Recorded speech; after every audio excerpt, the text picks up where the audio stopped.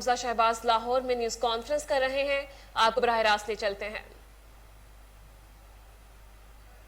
اللہ تعالیٰ اپنے پیار کو انسان سے ماں کے پیار سے تشبیہ دیتا ہے۔ اللہ کہتا ہے میں 70 ماؤں جتنا پیار کرتا ہوں،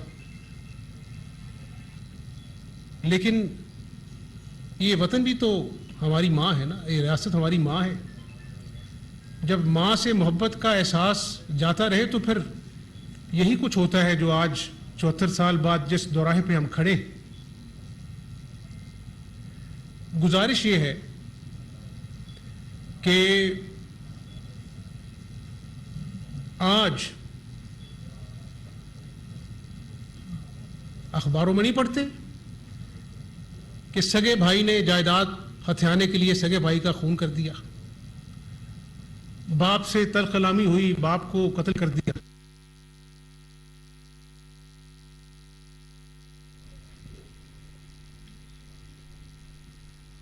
وزیر اعلیٰ پنجاب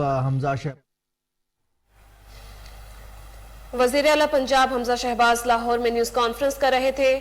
وزیر اعلیٰ پنجاب حمزہ شہباز کا کہنا تھا گزشتہ روز پنجاب کا بجٹ پیش کر دیا گیا، بطور وزیر اعلیٰ مجھ پر پنجاب کی بڑی ذمہ داری ہے۔ متواتر الاپتا جا رہا ہے۔ میں ایک کارکن ہوں اور ہمیشہ مجھے ایک سیاسی کارکن، اس سے پہلے میں پاکستانی ہوں۔ پاکستانیت ہے تو پھر سیاست بھی ہے، اور پھر میں سیاسی کارکن کہلانے میں بھی فخر محسوس کروں گا، لیکن پہلے میرا رشتہ میرے ملک پاکستان سے۔ آج میں عوام سے سوال کرنا چاہتا ہوں۔ جب یہ شخص جس کا نام عمران نیازی ہے کہتا ہے کہ اداروں نے میرے خلاف سازش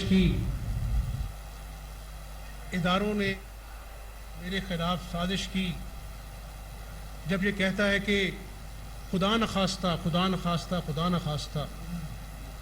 ایٹمی طاقت برباد ہو جائے گی، فوج ٹوٹ پھوٹ کا شکار ہو جائے گی، اور انہوں نے میرے خلاف سازش کی ہے،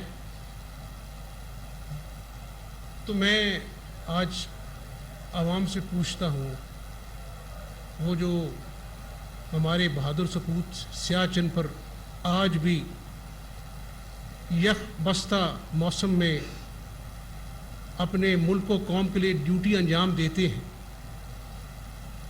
سرحدوں پہ شہید ہونے والی کی ماؤں روز اپنے ناشتے کی میز پر اپنے پیاروں کی، شہیدوں کی، چاہے وہ فوج کا شہید ہے، پولیس کا شہید ہے، رینجر کا شہید ہے، ان کو روز دیکھ کر وہ مائیں بیٹیاں روز جیتی ہیں، روز مرتی ہیں۔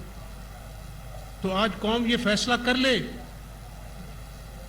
کہ کیا ان شہیدوں کا لہو اتنا سستا ہے کہ یہ تماش بینی جو کئی مہینوں سے چل رہی ہے، اداروں کے خلاف جو زہر اگلا جا رہا ہے، بیرونی سازش کی جو کہانی گھڑی جا رہی ہے،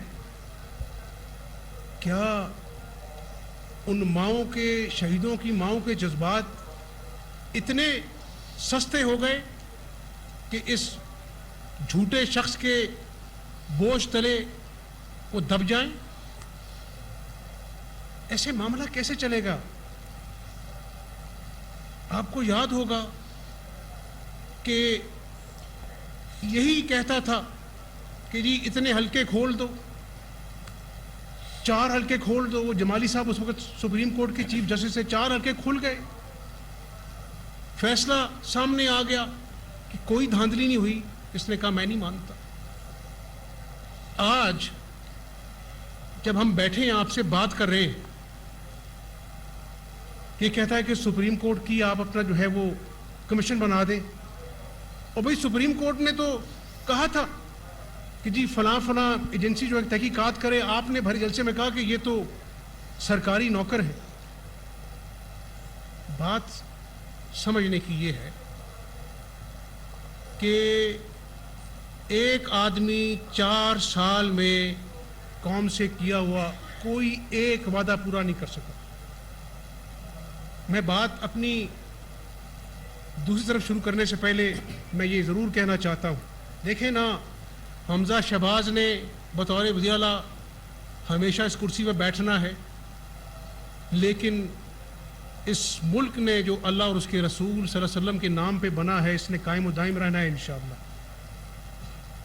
قوم کے پاس دو راستے ہیں، ایک سچائی کا راستہ ہے جو قائد اعظم کے اپنائے ہوئے اصولوں کی پاسداری کرتے ہوئے ترقی کی راہ پر گامزن کرنے والا ہے، یا پھر ایک سازش انتشار کا راستہ ہے۔ تو میں بطور پاکستانی قوم کو اور اپنے آپ کو میڈیا کی وساطت سے اس جھوٹے شخص کے جس نے پاکستانی قوم کے بچوں کے خوابوں کو چکنا چور کیا، 1 کروڑ نوکریوں کا جھوٹا وعدہ کر کر مزدوروں سے مذاق کیا، گھناؤنا 50 لاکھ گھروں کا جھوٹا وعدہ کر کے، نئے پاکستان نے ایسے جنم لینا تھا۔ جب 2018 کی حکومت ختم ہوئی تو آپ کا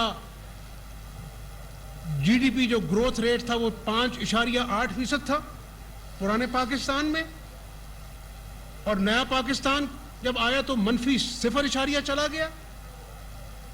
اسی نئے پاکستان میں بوڑھی ماؤں، بچوں، بیٹیوں کو چینی اور آٹے کے لیے لائنوں میں لگنا پڑا۔ قوم اس کی باتوں کو دھیان سے سنا کرے۔ کون کہتا تھا لانگ مارچ سے پہلے کہ یہ خونی مارچ ہوگا، اور کیا ہوا؟ قوم نے دیکھا نہیں کہ اپنا کس طرح ڈی چوک پر جانے کے لیے دھاوا بولا گیا، گرین بیلٹس پر آگ لگائی گئی، خیبر پختونخوا کا چیف منسٹر، گلگت بلتستان کا چیف منسٹر، ہمارے آر پی اوز جو پولیس کے رکھوالے تھے جن کے پاس صرف ربر بلٹ تھیں، بتا دوں قوم کو ہم نے ایمونیشن واپس لے لیا تھا، یہ وزیر داخلہ بیٹھے، ہم نے ان کو ربر بلٹس دی تھی، لیکن ایریل فائرنگ چیف منسٹر اور گلگت بلتستان کے اور خیبر پختونخوا کے ہمارے پولیس والوں پر اوپن ایریل فائرنگ کر رہے تھے۔ یہ کون سی سیاسی لانگ مارچ تھی جو پاکستان کے دارالخلافہ میں بلٹس کے ساتھ، گنوں کے ساتھ، ڈنڈوں کے ساتھ، کرینوں کے ساتھ، بلڈوزر کے ساتھ جاری تھی؟ اور پھر قوم نے دیکھا کہ 25 لاکھ میں سے صرف 24,90,000 لوگ کم تھے اور موصوف خطاب کر رہے تھے، اور کہا تھا کہ میں تو یہاں پر بیٹھوں گا جب تک الیکشن کا بگل نہیں بجے گا، اور ایک ہی رات میں جو ہے وہ شوق اتر گیا اور بنی گالہ تشریف لے گئے۔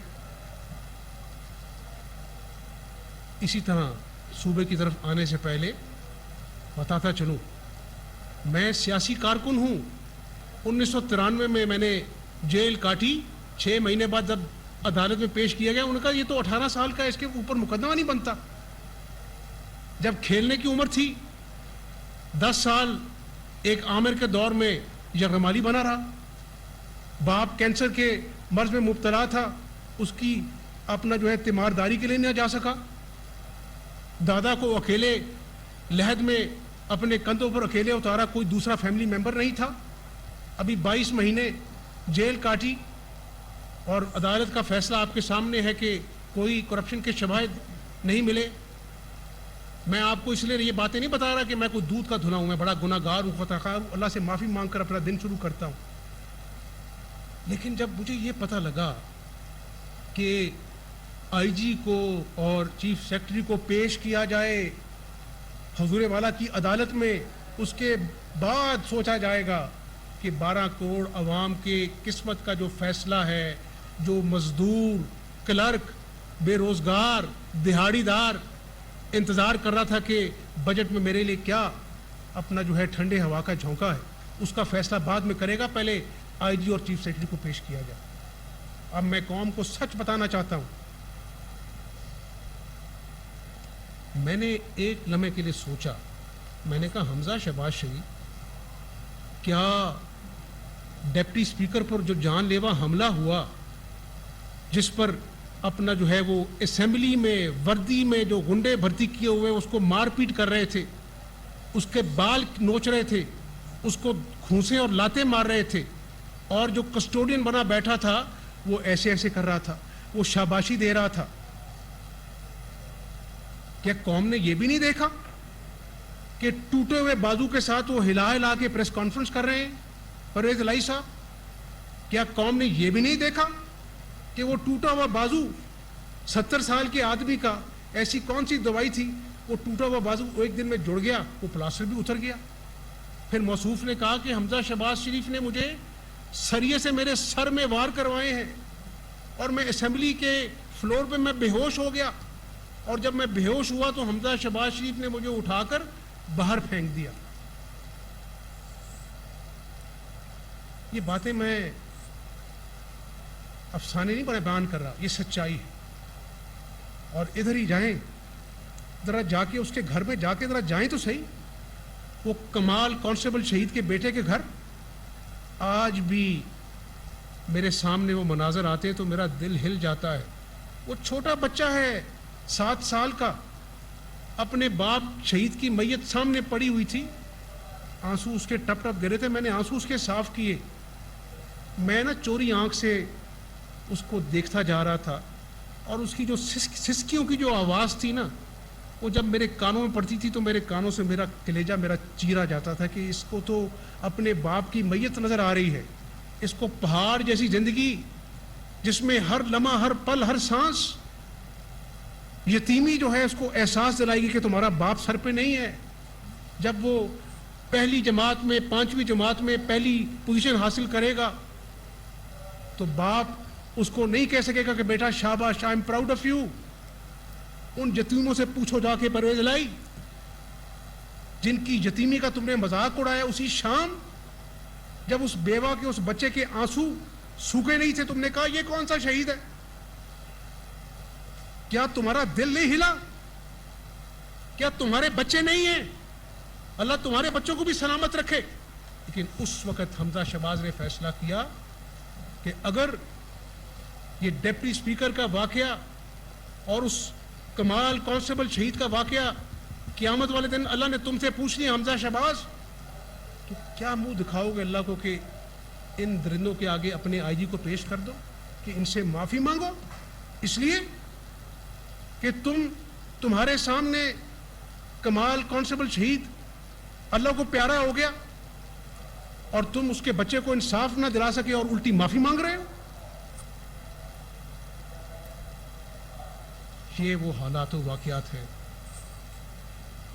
जो मुझे चीफ मिनिस्टर की आंख से देखने से पहले एक इंसान की आंख से देखने पर मजबूर करते हैं।